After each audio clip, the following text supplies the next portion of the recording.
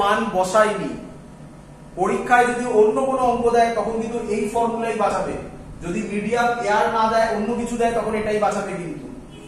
চলো তাহলে আমি এখানে করতে পারি mu A by mu L, এটা আছে উপরে মিউ এল চলে যাবে, মিউ এল কেটে যাবে, তাহলে আর এর অ্যানসার হবে ফাইনাল অ্যানসার, এখানে করছি ফাইনাল অ্যানসার, আর এর ফাইনাল অ্যানসার হবে h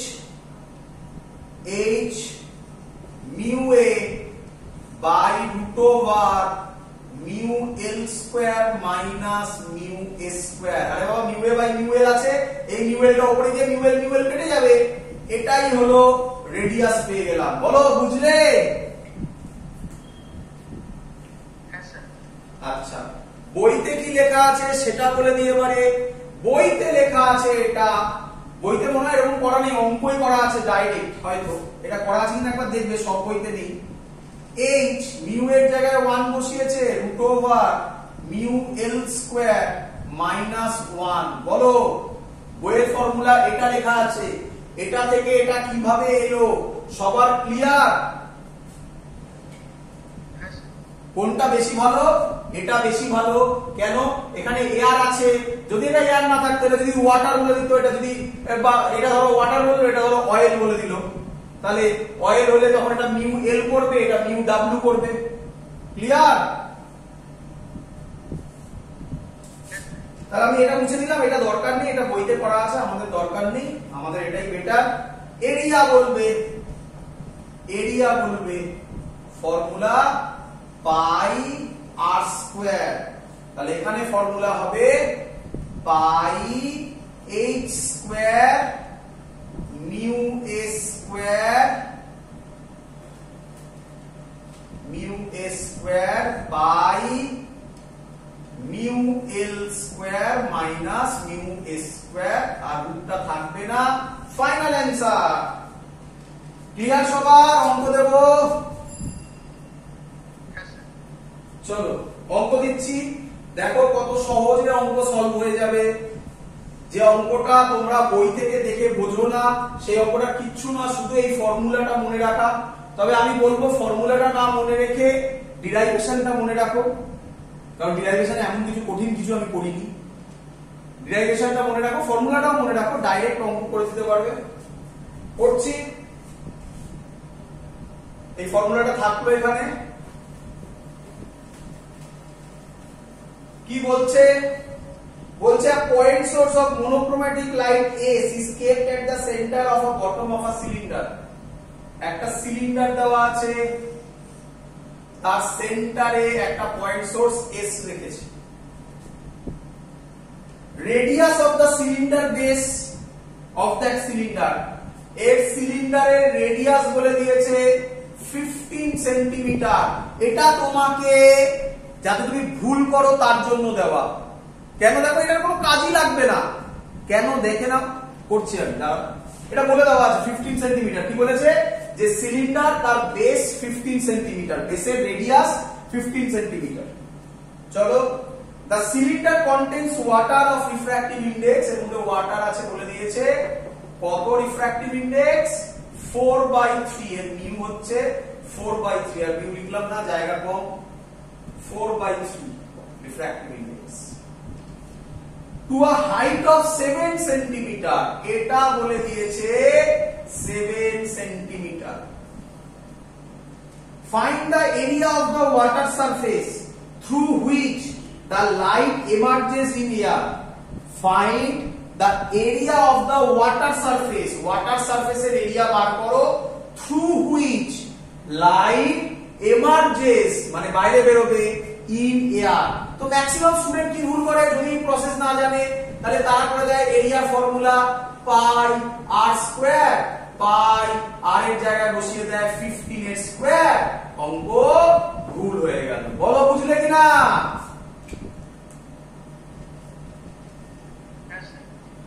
তো আমি আশা করব এই ভুল করবে না। তাহলে এই ডেটাটা দেওয়া হয়েছে যাতে তুমি ভুল করো, এই ডেটাটার কোনো গুরুত্বই নেই, এই ডেটাটা দেওয়া যা না দেওয়াও তাই।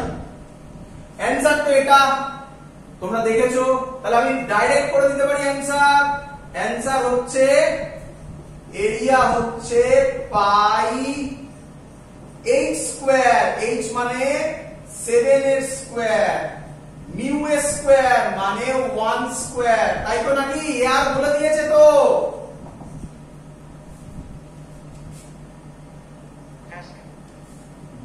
ডিভাইডেড বাই মিউ এর মানে লিকুইড, 4/3 মানে 16/9 মাইনাস 1। আমি আশা করব তোমরা ক্যালকুলেট করে নিতে পারবে, আমাকে আর অঙ্ক করতে হবে না।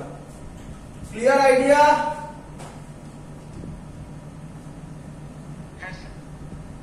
চলো, দ্যাটস অল, কমপ্লিট এই পার্ট আমাদের। হ্যাঁ বলো। আচ্ছা, ভালো কথা বলেছো। মনোক্রোম্যাটিক লাইট মানে কি এখনই বলে দিচ্ছি, আরেকটু ডেপথে আজকেই বলবো, ভালো করে শুনবে। মনোক্রোম্যাটিক কথাটার মানে হচ্ছে অ্যাকচুয়ালি আমরা এইসব জিনিসপত্র যা পড়লাম না, সেগুলো সত্যিকারের সব ভুল পড়ছি। তুমি বললে বলে বলে দিলাম এখনই, এটা আমি পরে বলতাম। কি রকম? এই যে দেখো দেখি, তুমি এরকম একটা আঁকলে না, এক্ষুনি একটা অঙ্ক করলাম না, এর আগের অঙ্কই মনে হয় বললাম না, এরকম কি রে বললাম না? তো এই যে লাইট পড়ছে একটা, এরকম একটা লাইট পড়তে পারে না। তার রিজে আমি রে অপটিক্স শুরুর সময় পড়িয়েছি একদম। আমার ভিডিওটা যদি তুমি প্রথম থেকে দেখো, তাহলে দেখবে একদম প্রথম ভিডিও রে অপটিক্স 1, তাতে আমি এভাবে বলেছি আমরা যেটা নিয়ে পড়াশোনা করছি সেটা হচ্ছে ভিপ জিওর, বলেছিলাম। তাহলে এর মধ্যে তো 7খানা কালার আছে, হ্যাঁ কি নয়? তাহলে 7খানা কালার পড়ার কথা। আর এবার ভাবো তুমি, 7খানা কালারের ল্যামডা কি সেম হবে? ল্যামডা মানে হচ্ছে ওয়েভলেন্থ, তোমরা জানো এটা। ল্যামডা যদি সেম না হয়, এবার আমি যেটা বলছি এটা জানো না, এটা আমি বলবো। ল্যামডা যদি সেম না হয়, রিফ্র্যাক্টিভ ইন্ডেক্স সেম হবে না। তার মানে বুঝতে পারছো এই অঙ্কগুলো 7খানার জন্য 7 বার করতে হবে, একই নয়? এটা আমরা যে চ্যাপ্টারে পড়বো তার নাম হচ্ছে ডিসপারশন। সেখানে আমরা ডিটেইলস আমি এই কথাটাই আবার বলবো, যেহেতু তুমি কোশ্চেন করলে এখনই বলে দিলাম। তাহলে কোশ্চেন হচ্ছে, তাহলে এখন কি স্যার সব ভুল করছি? অ্যান্সার না। কি করছি? আমরা সব লাইট যেগুলো নিচ্ছি মনোক্রোম্যাটিক। মনোক্রোম্যাটিক কথার মানে তার মধ্যে একটাই ওয়েভলেন্থ আছে। ক্লিয়ার? আর একটু ডেপথে বলে দিই, যখন কথা উঠলো বলে দিই পুরোটা। কলেজে গিয়ে এগুলো পড়বে। মনোক্রোম্যাটিক লাইট ইজ ইম্পসিবল, মানে কখনোই তুমি কোনো মনোক্রোম্যাটিক লাইট পেতে পারো না নরমাল যা সোর্স আছে। অ্যান্সার দেখবে তোমরা, রাস্তায় বেরোলে একটা স্ট্রিট ল্যাম্প জ্বলে যাতে হলুদ আলো বেরোয়,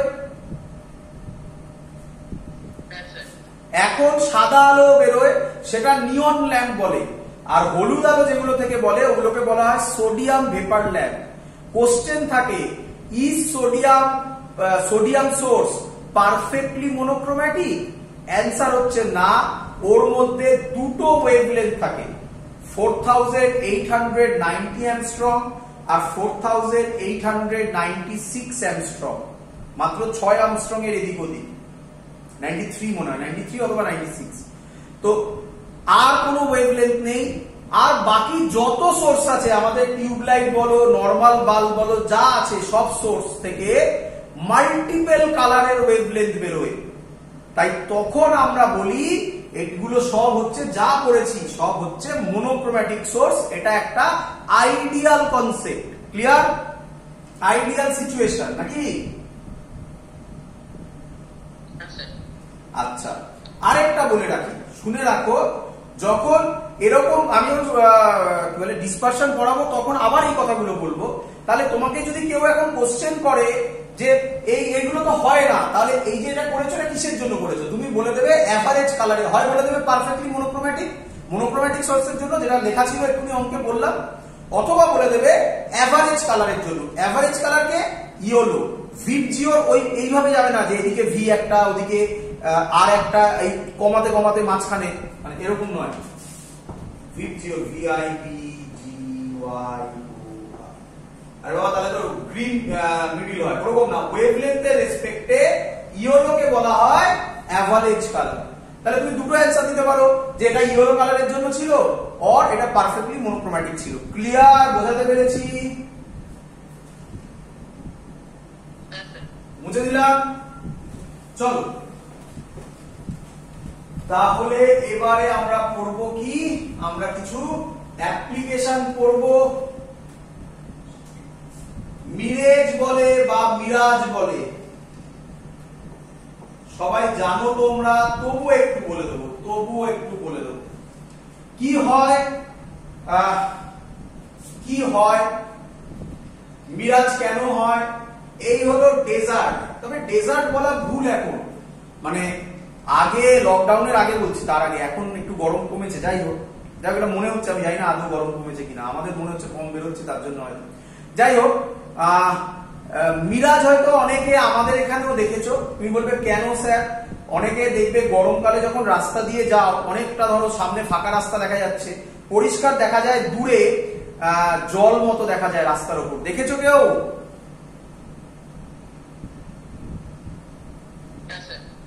তো এখন এখানে দেখা যায়, যাই হোক মেইনলি ডেজার্টে দেখা যায়। কেন দেখা যায় বুঝে নাও।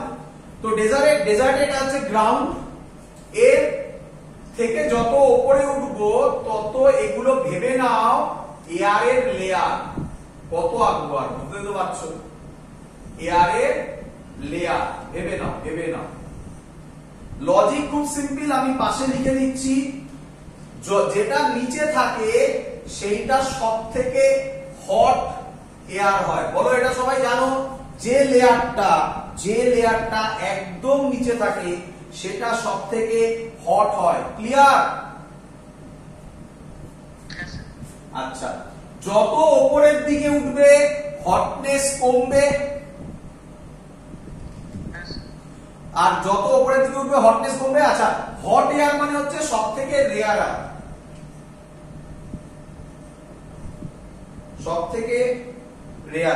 ক্লিয়ার? তাহলে ওপরে যে লাইটটা, সরি ওপরে যে কি বলবো, যে এয়ারের লেয়ারটা আছে সেটা গ্রাউন্ডের এয়ারের লেয়ারের থেকে বেশি ডেন্সার। ভেবে নাও গাছ আছে, মানে বুঝতেই পারছিস যে একটা গাছ এখান থেকে কত আর হাইট হবে, তার 10 ফিট 12 ফিট তার একটু বেশি, মানে আমি গ্রাউন্ড থেকে 12 ফিটের কম্পেয়ারে বলছি। তাই গাছের মাথা থেকে যে লাইটটা আসবে সেটা থেকে ভাবছি, বুঝলি? মানে অনেকে ভাবে যে স্যার গাছ আকাশে ভাসছে, এরকম নয়। আমি ভাবছি গাছের মাথাটার কম্পেয়ারে বলছি, মানে অ্যাকচুয়াল ছবিটা এরকম হবে। অ্যাকচুয়াল ছবিটা আমি ভুলে গেছি, অ্যাকচুয়াল ছবিটা এরকম হবে। বল সবাই বোঝাতে পারলাম কিনা? কিরে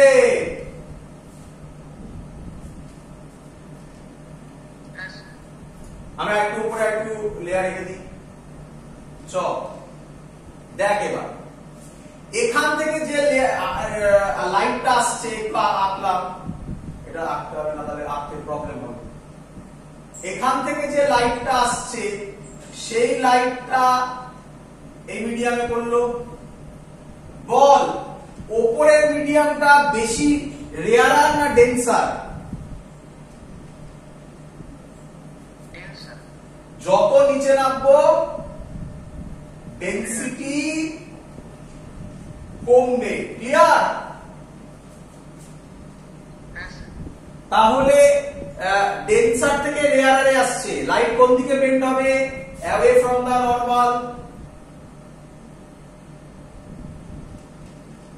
আবার অ্যাওয়ে ফ্রম দা নরমাল, আবার অ্যাওয়ে ফ্রম দা নরমাল। বুঝতে পারছিস?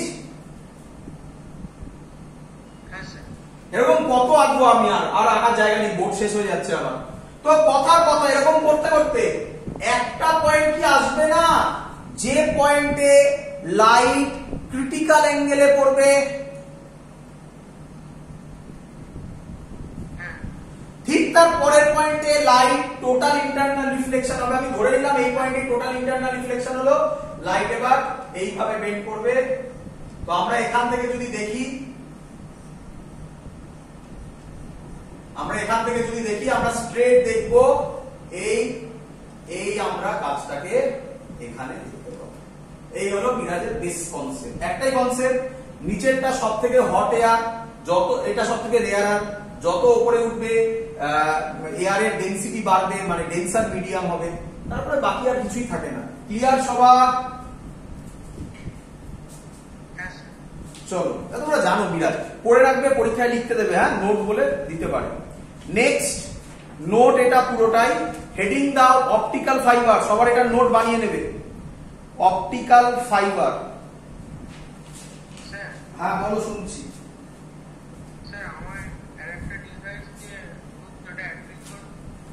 হ্যাঁ,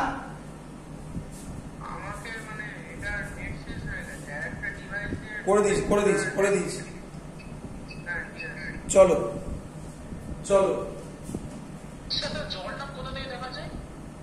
আচ্ছা, ও জলটা ওটা না, জলটা কি হয় বলি, জলটা আরো একটা ভালো জায়গায় দেখা যায়। জল নয়, কি অ্যাকচুয়ালি হয় সেটা বলি। মা যখন দেখবি রান্না করছে,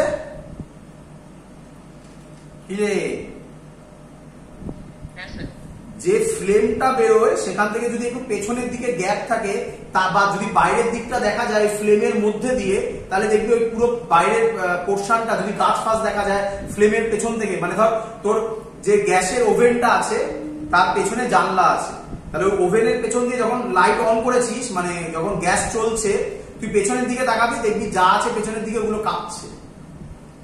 দেখেছিস না দেখিসনি? ওই যে কাঁপছে, ওটাই আমাদের জল মনে হয়। অ্যাকচুয়ালি কি হয়, রিফ্র্যাক্টিভ ইন্ডেক্স চেঞ্জ হতে থাকে, খুব অ্যাব্রাপ্টলি চেঞ্জ হয়, তখন লাইট বেন্ড হতে থাকে খুব কুইকলি। আমরা সেটা ফলো করতে পারি না। যখন স্ট্রেট দেখি তখন আমাদের মনে হয় যেন মিডিয়ামটা কাঁপছে। বোঝা গেছে? আরেকটা এক্সাম্পল বলছি, এটা খুব হাই এনার্জির জন্য হয়। যদি দেখিস গাড়িতে তেল ভরে না পেট্রোল পাম্পে, দেখবি ওই যেটা দিয়ে পেট্রোল পাম্পে যে তেলটা ভরে সেটা দিয়ে দেয় যখন ওই ট্যাঙ্কের মধ্যে, দেখবি ওর পেছন দিয়ে দেখার চেষ্টা করবি, দেখবি ওই পুরো ইয়েটা কাঁপছে। অনেক বলে দিলাম, এবার অবজার্ভ করবি আর আশা করবো বুঝতে পারবি। যা এক্সপেরিমেন্ট বলেছি সব করা যায়, চোখের সামনে দেখা যায়। এবার হেডিং দে অপটিক্যাল ফাইবার, ইম্পর্টেন্ট বাবা, পরীক্ষায় লিখতে দেবে।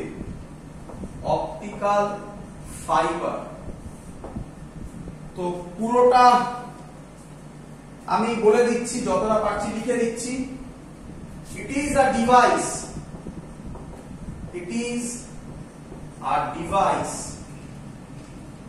which transmit light। আচ্ছা, প্রথম কথা হচ্ছে অপটিক্যাল ফাইবার কার উপর দাঁড়িয়ে, লিখে দিয়েছি আমি, TIR, মানে বেসিক প্রিন্সিপালটা কি।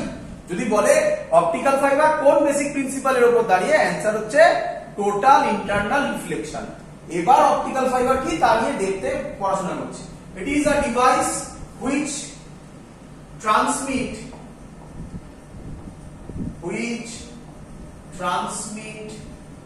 light with little loss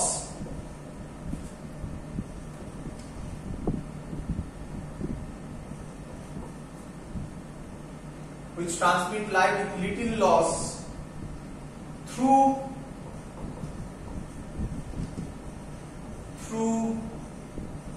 the sides of the fiber। আমি বুঝিয়ে দেবো, আগে লিখে নাও। It is based on the principle of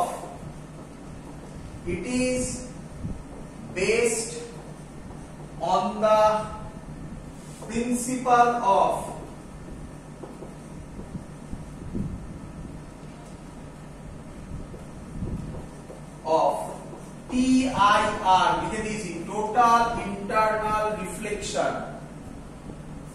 এবার it consists of number 1 core, number 2 cladding, number 3 buffer coating. Optical fibre আবার অনেক কিছু আছে, graded index optical fibre, stepped index optical fibre. অত ডেপথে পড়াশোনা করার কোনো দরকার নেই, পুরোটাই ওয়েস্টেজ হবে, কোথাও আসে না আমাদের ওই টাইপের কোশ্চেন। তো ওগুলো কিচ্ছু জানার দরকার নেই, যেটুকুনি বলছি এটা এনাফ। আচ্ছা, প্রথমে আবার বলবো এই যে লেখা আছে কোর, ক্ল্যাডিং, বাফার কোটিং, এগুলো কি এবার এক্সপ্লেন করব। মোটামুটি একটা কনসেপ্ট হয়েছে, এবার আমরা অ্যাকচুয়ালি বুঝবো জিনিসটা কি। জিনিসটা কিছুই নয়, একটা পাইপের মতো, বাট এই পাইপে এইখানে একটা মিডিয়াম থাকে। এই যে জায়গাটা আমি বড় বড় করে নিচ্ছি, এই জায়গাটার নাম হচ্ছে ক্ল্যাডিং, CLADDING। ক্ল্যাডিং এর রিফ্র্যাক্টিভ ইনডেক্স ধরলাম μ2। সবার দেখা যাচ্ছে? হ্যাঁ, চলো ক্ল্যাডিং আবার বলছি, ওটার নাম হচ্ছে ক্ল্যাডিং। ক্ল্যাডিং এর রিফ্র্যাক্টিভ ইনডেক্স লিখেছি μ2। চলো, আর এটা ক্ল্যাডিং, এই তলারটাও ক্ল্যাডিং, তলারটাও ক্ল্যাডিং, CLADDING। আর এটা হচ্ছে কোর, এর মাঝখানটা, এটা হচ্ছে প্রিন্সিপাল অ্যাক্সিস। ভাবো এই কোরটার রিফ্র্যাক্টিভ ইনডেক্স হচ্ছে μ1, কথার কথা μ1। তাহলে প্রথম কথা হচ্ছে কোর কি। আমি যেটা মুখে বলছি এটা আবার যখন তোমরা ভিডিও শুনবে তখন লিখে নেবে, আমি মুখে বলছি। কোর হচ্ছে ইট is a cylindrical central core. এই যে সিলিন্ড্রিক্যাল সেন্ট্রাল, সেন্ট্রাল মানে মাঝখানে আছে, দুদিকে ক্ল্যাডিং থাকে। Core of diameter few micrometre, খুব ইম্পর্টেন্ট।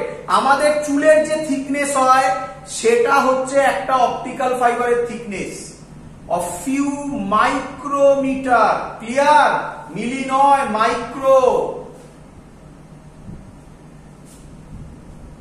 ক্লিয়ার?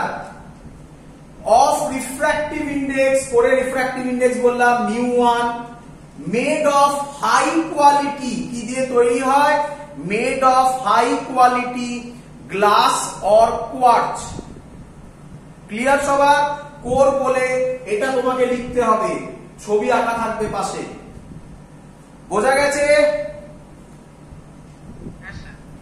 এবার ক্ল্যাডিং কি জিনিস বলছে, it is made by, cladding বলছি এবারে, it is made by glass or plastic of refractive index μ2।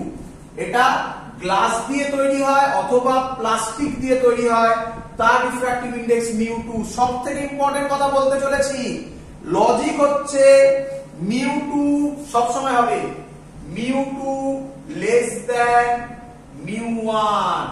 এই হলো মেন কথা, μ2 লেস দ্যান μ1। তাহলে তার মানে কি? দেখো এখান থেকে একটা লাইট এলো ধরো, আচ্ছা এই লাইটটা এইখানে দেখো কোন মিডিয়াম থেকে কোন মিডিয়ামে যাচ্ছে, μ2 লেস দ্যান μ1, তার মানে μ1 বড় μ2 কম। তাহলে কোন মিডিয়াম থেকে কোন মিডিয়ামে যাচ্ছে?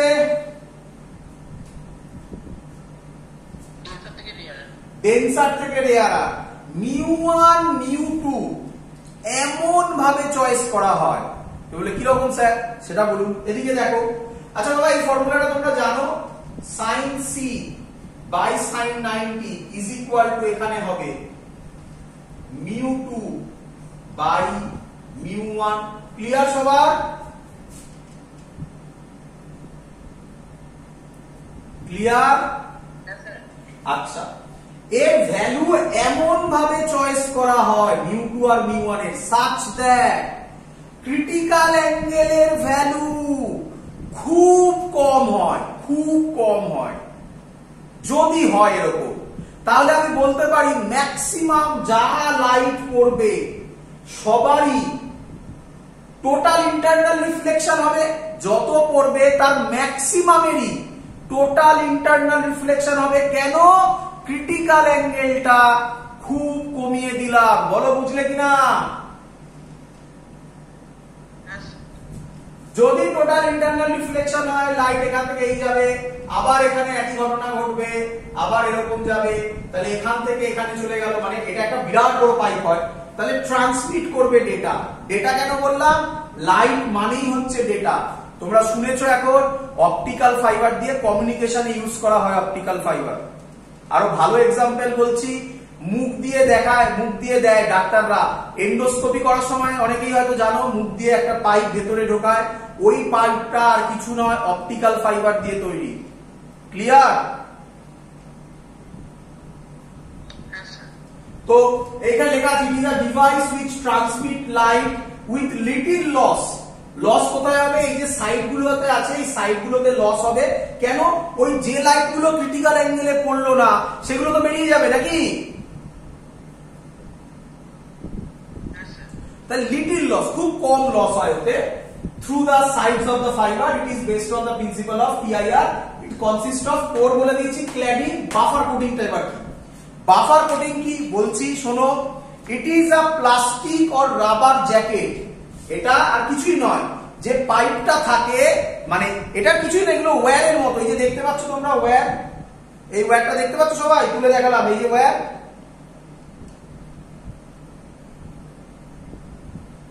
দেখতে পাচ্ছিস ওয়্যারটা? এই ওয়্যারের বাইরে যেটা থাকে এটাকেই তো আমরা জ্যাকেট বলি নাকি? ওই বাফার কোটিং ও তাই। কি বলছে? It is a plastic or rubber jacket which provide safety and strength. আরে এর ভেতরে যে ওয়্যারটা আছে সেটা দিয়েই তো কারেন্টটা পাস হচ্ছে। এটা কি করছে? সেফটি আর কি বলবো, স্ট্রেংথ প্রোভাইড করছে। তো সেম জিনিস, ওটাকেই বলা হয় বাফার কোটিং। Clear idea? আচ্ছা, ইউজেস কি? ইউজেস আমি লিখে দিচ্ছি, পরীক্ষায় আলাদা করে লিখতে দেয়। Write down it's uses. Uses হচ্ছে নাম্বার 1, এক্ষুনি বললাম, used in telecommunication purpose. Telecommunication purpose. Number 2, used to measure the blood flow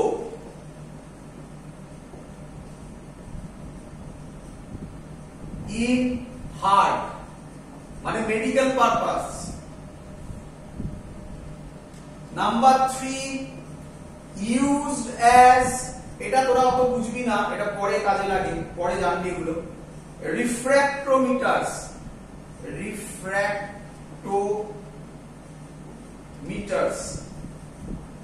রিফ্র্যাক্টোমিটারস কি করে? মুখে বলে দিচ্ছি, refractive index of liquid measure করে। রিফ্র্যাক্টোমিটারস কি করে? Refractive index of liquid measure করে। তো এই হলো মেন তিনটে, আরো প্রচুর ইউজ আছে। মেন তিনটে, আরো প্রচুর ইউজ, মেনলি ডেটা ট্রান্সমিশনে ইউজ করা হয়। এই আমরা যে বলি নেট স্পিড সব থেকে ভালো পাওয়া যায় অপটিক্যাল ফাইবার, সব থেকে ভালো পাওয়া যায়। ক্লিয়ার সবার?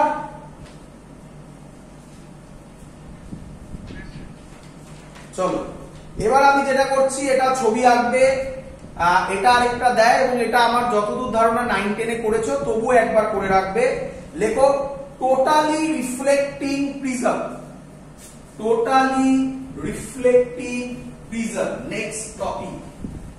এবং তার কিছু ছবি, এই ছবিগুলো পরীক্ষায় আঁকতে দেয়। টোটালি রিফ্লেক্টিং প্রিজম লিখে দিচ্ছি আমি। Totally reflecting prism. প্রথম ছবি এঁকে নেবে, পরীক্ষায় আঁকতে দেবে।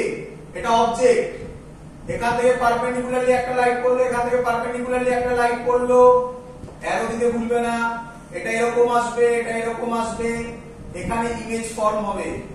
এটা যদি এ বি নাম দিই তাহলে বি দেখো এই হলো, এটা বি হবে, এটা এ হবে, এটা এ ড্যাশ করো, এটা বি ড্যাশ করো, এটা অবজেক্ট, এটা ইমেজ।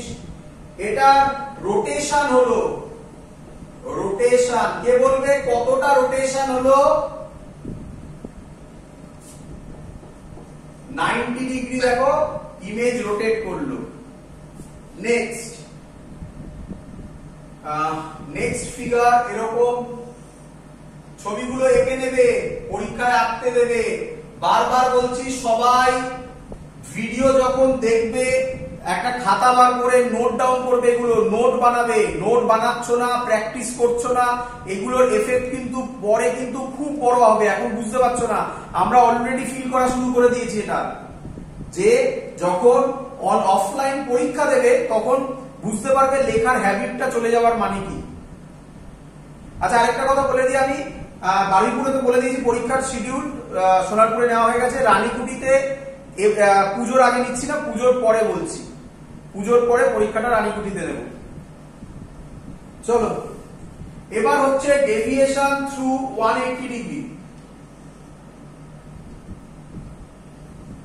এই যাবে, এই গেল, sorry sorry sorry sorry sorry, এই করবে, আরেকটা এই করবে, খালি হাতে আঁকছি। একটু ভালো করে ফলো করবে, এটা এ হবে, এটা বি হবে, দেখো এটা এসে এটা বি ড্যাশ হয়ে গেল, এটা এ ড্যাশ হয়ে গেল। এটাকে বলা হয় রোটেশন বা ডেভিয়েশন। ডেভিয়েশন, এটাও ডেভিয়েশন করো, রোটেশন করো না, ডেভিয়েশন করো। ডেভিয়েশন বাই 90 ডিগ্রি, এটা ডেভিয়েশন হচ্ছে কত হবে? 180 ডিগ্রি। ক্লিয়ার? আরে ছিল এরকম, উল্টে গেল 180 ডিগ্রি। আচ্ছা আরেকটা জিনিস, এটা 90 ডিগ্রি, এখানে এটা কিন্তু 90 ডিগ্রি।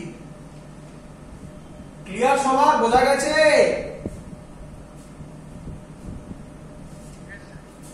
9-10 ছিল এই ছবিগুলো, 9-10 আমার যতদূর ধারণা ছিল।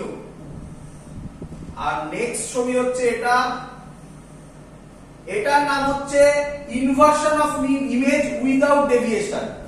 কোনো ডেভিয়েশন হবে না, জাস্ট ইমেজটা উল্টে যাবে। এটা দেখো কিরকম হয়, এই এই